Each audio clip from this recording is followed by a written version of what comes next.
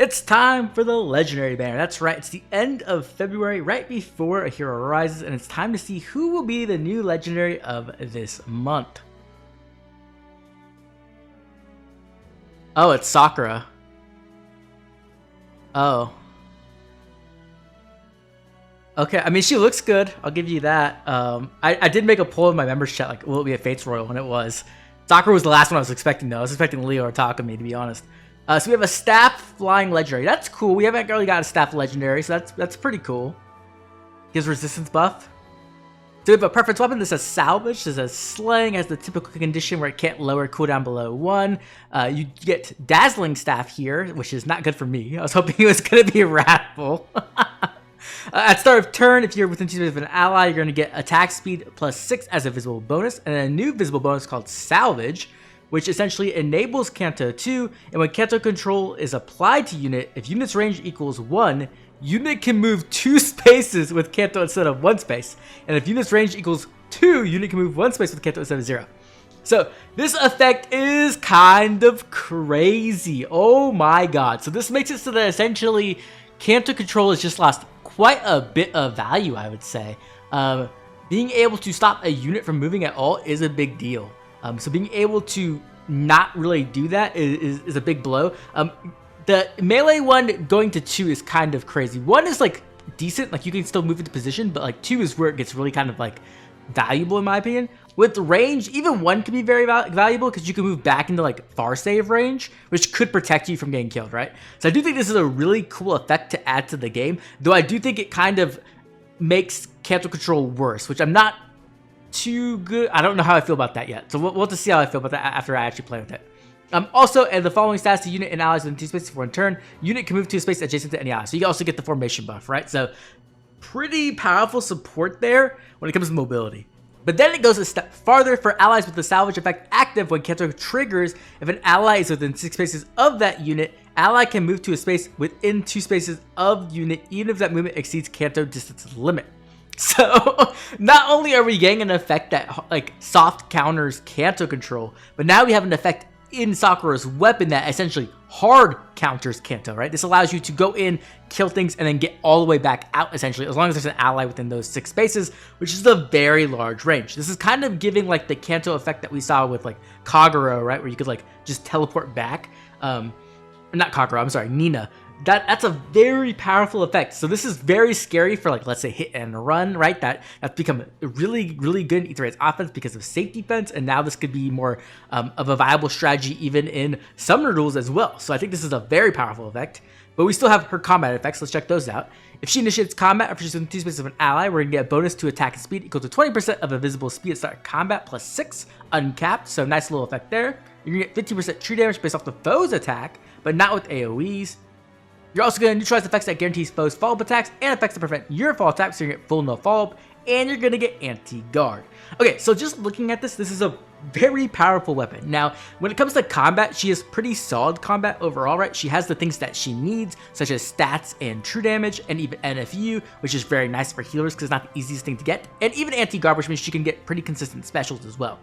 But really, when you're talking about this weapon in particular, what you're really looking at is that salvage effect. That salvage effect really changes how combats can work. It essentially can remove the effect of CANTO control in some situations, and in other situations, it like weakens it by quite a bit. So I'm already pretty impressed with this weapon, but let's check out the rest of her kit.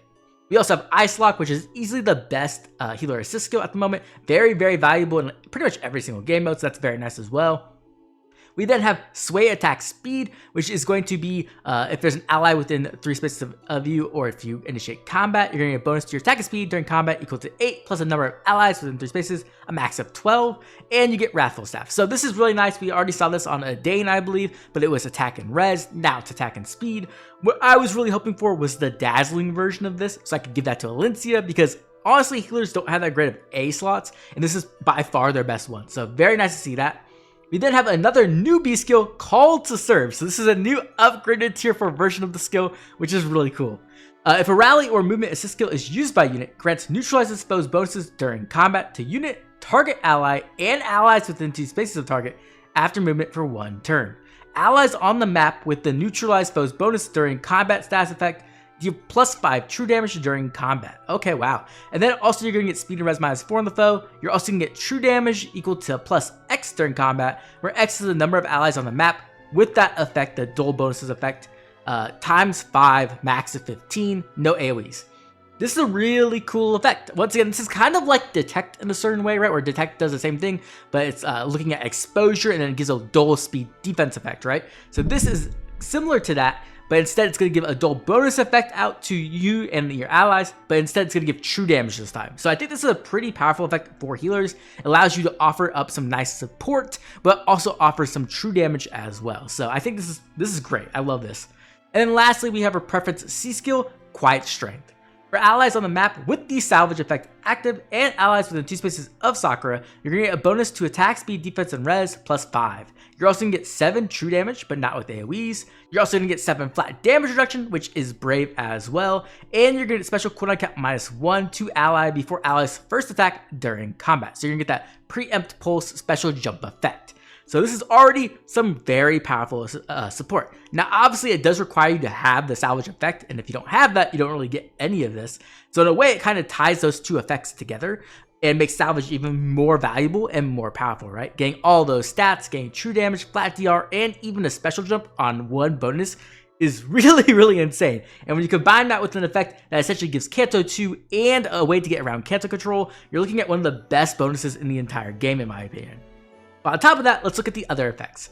So if Sakura initiates combat or if she's within 2 spaces of an ally, you're going to get attack and speed +5 during combat. You're going to neutralize your own penalties to attack and speed. You're going to get 7 true damage, once again without AoEs. You're going to get 7 flat damage reduction, once again if it's brave. And then you're also going to get special cooldown count -1 before your first attack, which is that special jump or preempt pulse. And you're going to get 50% damage reduction shredding as well. So this is just really a powerful preference skill in my opinion when it comes to pretty much everything, right? Like you're giving out support with your weapon technically, but that effect is being tied to this preference skill and making it much more powerful, right? By just alone on its base, it is a powerful effect, but being able to get all these stats, true damage, flat DR, and special jump on that bonus is really, really powerful. And then it also gives Sakura all the effects she needs to be a damage dealer, right? She gets the true damage, she gets the additional attack and speed, she gets to neutralize her own penalties, and she has DR shredding, which is really important because that means she doesn't have to run something like resonance in her B slot, which means she can use this call to serve and offer more support while still getting damage. So overall, I think this is a really great kit. I love this a lot. The fact that she's a staff legendary as well is really cool because we haven't gotten that. So overall, I'm very happy. I kind of wish this is what legendary Alencia got back in the day, but maybe with like a brave staff. I think that would be perfect. But yeah, overall, I'm very impressed with this. Okay, so when it comes to Sakura's roles, she's obviously going to be a support nuke. Those are the main 2 things she's doing. Much more leaning into the support side of things, but she can nuke. She does have a pretty offensive stat line with high attack and high speed, which is really nice. And she has the key effects you need to be able to kill things, such as true damage and DR piercing as well, and even NFU. So I think overall, those are the 2 main roles she'll be playing. Now, when it comes to game modes, obviously she's going to be doing well in Arena because she is a legendary unit, so she gets that score boost, which is very nice, right? But then she's also going to be really good in pretty much every other game mode as well, I think. Now, maybe when it comes to Aetheryte's defense, it might be a little bit more difficult. I'll have to figure that one out. But when it comes to Aetheryte's offense, she's going to be the best hit and run unit in the game, essentially. Not so much as the unit who will be killing things, but the support, right? And the thing is she is a legendary, so she will be tied to Earth Season. So she won't be able to be used all the time, but when she can be used, you can kind of just go crazy with hit and run because she gives out that CANTO and she gives the improved CANTO against CANTO control and the warping back to her as well, which means like you can use safe defense too and just destroy like half the team before they even get a chance to do anything. So I think she's going to fit really well into that hit and roll strategy when it comes to Aetheryte's offense. And when it comes to summoner duels, I think she's going to be really fantastic there as well, because she's essentially going to allow you to go in and nuke things and have a safety net of being able to get back out guaranteed, or be able to get back to your save, right? So you bring Sakura, a save, and then some type of nuke who is highly mobile. Let's say it'd be something like, legendary Ira even, right? And now she doesn't have to rely on Brutal Tempest. She can just come back to Sakura, right? Within that save range. And I think that's really, really powerful. So I expect to see this unit essentially everywhere. I think she's going to be absolutely fantastic overall. With that said, let's move on to the next part of the video. Let's talk about the rest of the banner. Okay, when it comes to the most powerful color on this banner, it has to be colorless. Not only do you have Sakura, who's going to be an amazing hit and run unit that you're going to see literally everywhere, but you also have Ichnethir, who's a very powerful melee nuke as well as a support, and he also boosts your score and Ether offense, which is great, and he comes with a good fodder. And then on the other side, we have Layla, and Layla is just, oh my god, fantastic. I love this unit. Her ability to just like put undefended on a target and destroy them is really, really nice, and she just has a ton of firepower. But on top of that, she is a rearmed unit, meaning she can skill duplicate, and she comes with great fodder herself, so you don't even have to invest that much into her to get a ton of value. So I think overall, colors is absolutely stacked and a fantastic color to pull on. In second place, I'm going to have Green. Now, Green has Hathrin, who is obviously one of the most powerful meta units in the entire game mode. She's used in every single game mode. She's used in Ether defense on both seasons. Her Nectar support is just absolutely ridiculous. She has pretty decent fodder as well. The only thing is you don't really need merges on Hathrin, which is kind of a downside. But overall, if you don't have this unit, this is a fantastic place to pick her up. We also have rearmed Lilina as well, another rearmed unit on this banner, and she is fantastic as well. She's a pretty solid overall nuke, nothing like crazy meta, but she does have some really great fodder with like Sly Mirror, and she also has great skill duplication. So you get yet another skill duplicator for your mages this time, and so you're getting some great value there. Now lastly, you do have Male Corn, and I'm not going to be, I'm not gonna lie to you, Male Corn is probably one of the worst legendaries we've gotten in like the past year or two. He just is not fantastic. You can kind of make him work by investing really hard into him and giving him like the most premium fodder ever, and then he can be okay. But even then, I'm just not really a big fan of him, though he does score your arena boosting, so if you do need like a legendary for water season, he can fit in there. Okay, in third place, I'm going to have a tie between red and blue. On the red side, we do have Legendary Alencia, who does boost your score in win season. She has amazing warping and no follow-up support, and she has some decent fodder as well, though I wouldn't do that just because, it's Alencia. But overall, she's like honestly one of the best legendaries in Arena itself because she offers so much mobility to the entire team, which is fantastic. We also have Aided Dagger, who does bring the bird accessory, which is nice. She also gives you aids, which is fantastic. And she's a great Pathfinder frontliner for things like summer duels as well, because she does give that NFU support. We lastly then have Marin, and Marin isn't like anything to write home about. She's not a bad unit by any means, but she does ride a wolf, which is pretty cool. So I think there's that. Now when it comes to blue, blue does have a ton of value. You essentially get to have 3 offensive mythics on here, which is great. My only problem is that 2 of these mythics I really wouldn't want to merge. So on the one side, we have Resvugger, who is just a fantastic unit, right? She's one of the most powerful melee nukes in the entire game. She boosts your score and Ether offense. She even has like that nice like cleansing support as well. She has really good fodder as well, with like Nimble Beast. So overall, fantastic unit there. But then on the other side, we have Nerdithuz and Ratatosker. And Nerdithuz is like decent. She's not bad, but she's not really the mythic I would want to plus 10. And so while you can get merges on her to increase your scoring and Ether offense, once again, not the unit I'm really going for. And the same could be said with Ratatosker, where she offers some support and she's like an okay unit, but she's not really a mythic I'd want to merge either. So if you are already merging these units, this is a fantastic share, right? You're getting 3 mythics you can constantly merge up, and if you're merging up all 3, that's a great value, and that's gonna be more value than red. But if you're like me and you don't really care about these units, then red is gonna be better because you're getting those aids from Dagger, which is really nice alongside some Alencias if you need that as well. Overall, in my opinion, colorless is definitely the color you should be pulling, possibly sniping, but if you do need like Hathrin, you can maybe pull green when it doesn't show up. Okay, let's move on to the Earth Legendary tier list. And so in S plus by themselves has to be Sakura. Sakura is like by far the most powerful unit out of this batch. It's not even close. The amount of stuff she's going to offer to different teams is just insane. And so I think she by far is the only S plus unit on this tier list. In second place, I will have Faye. I think Faye has got a really nice refine and remix. She has become a very powerful frontliner, and when it comes to like pure durability, she's probably the best frontliner in the entire game. My big problem with her is that she doesn't really kill things in retaliation, and so while she can stand there and take hits like a lot, not being able to kill things is a bit of a detriment, so I'm going to put her down in S tier. Also in S tier, I'm going to have Legendary Male Lear, who's kind of in a similar role to Legendary Faye as well. Great frontliner with that miracle support and can do a decent amount of damage, but he's definitely not as powerful as like his duo counterpart. And then the last unit I'm going to have in S is actually Legendary Male Robin. He's definitely fallen off quite a bit, where he used to be like maybe the best support in the game or like the second best support in the game.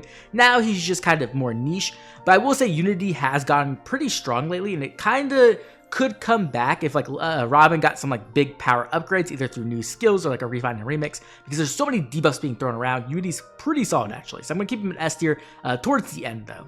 In A tier, we're going to have Claude, Alm, Seliph, and Nana. I think all of these units are decent, especially Claude. I think Claude's a pretty solid unit overall. He does have pretty decent damage and good durability and can put in some work. He has some nice supporting as well. I just don't think he is up to that top S tier. He's like maybe like a step below in my opinion. Same with Alm. Alm has actually come back a little bit into the meta just because he has that sweep effect, which makes him really good against like snakes and stuff. The problem is you need like extremely high investment, including like the most optimal builds, to make him really do damage. So I think he still is a solid unit overall, but he's definitely not amazing. And then same with Seliph. Seliph's fallen off a bit. He was so cool on his remix, and I think he still is, but like he's just not up to the same stuff that he used to be. Nana, I have an A tier, and it's kind of because I think she still has a unique niche of being able to turn off defensive specials and do damage, something that only Ira shares now. But she definitely needs that refining remix pretty badly, and it should be coming pretty soon. And once she gets that, I think I could see her going all the way up to S+ tier again, just because her foundational niche is so good. And then down in B tier, we have our usual units. These units have fallen off pretty hard overall. Deirdre definitely will get a second chance with the refining remix, but until then, I'm going to have her down here in B. Okay, let's move on to the final part of the video, should you pull. Now, when it comes to the pros, I think Sakura is actually just an insanely powerful unit. I think she's going to be showing up everywhere. She's just going to offer so much value to people who like to do hit and run, or even people who just like, get to actually use their CANTO. And so I think she's a fantastic unit, and if you're looking for that kind of support, it's very unique, it's only on her, and so that's a good reason to pull. Not only that, she comes with an amazing colorless share, which is high value as well. And then when it comes to the other shares, they are decent, but not amazing. Now, when it comes to the cons, there are quite a few. The biggest one is that Hero Rises is coming up in March. It should be around like March 18th or 19th, so about like 3 weeks from now, and that banner has extremely high value. I have a whole video on it if you want to go check it out, where I go into some more details, but there's just a lot of meta units on that banner, and it has 4 sparks that are available to everyone. So making sure you have enough orbs to do that, or spark as many times as you want. If that's 4, that's like 620 to 800, right? So making sure you have that many amount of orbs is really important, and so that might be a reason to not pull on this banner. We also have a new Emblem Hero banner coming at the end of March most likely, which will be like a week, maybe 2 weeks after the Hero Rises banner. So once again, you're going to need another 200-ish orbs at least for that banner as well, if you can spark. If not, it might be more than that. So that's already a lot of reasons to save orbs. And then we also have the 3 Houses of Valentine's banner right now, which we have Rhea on, who is by far the most powerful far save, but she is expensive, so you have to kind of invest into her. Either way, there are 3 big banners to summon on either now or in the future, and so saving orbs here is a big thing you can do. And one of the things I would probably recommend is to wait, see if when Sakura reruns, maybe she'll rerun on a nice share and then you could pick her up there. But if you are a big Sakura fan, or if you just like having, the most powerful things immediately, you could definitely pull on this banner, and that's probably what I'll be doing. I'll probably just going to 1 spark, getting Sakura, and then getting out of there, because that's the only unit I really care about on this banner currently. With that said, I never really expected Sakura to get legendary, or if she did, it would be like much further down in the line, and man, I did not expect it to be this powerful. I wish it was somebody else personally, but I know all the Fates fans and Sakura fans out there are probably really happy, so I'd love to hear from you. How do you think about legendary Sakura? What do you think of this banner? Will you be pulling, or are you saving orbs for Hero Rises? Make sure to drop a comment down below. As always, thank all my members for their constant support. This has been Oblivion. I'll catch y'all later when we're fighting heroes.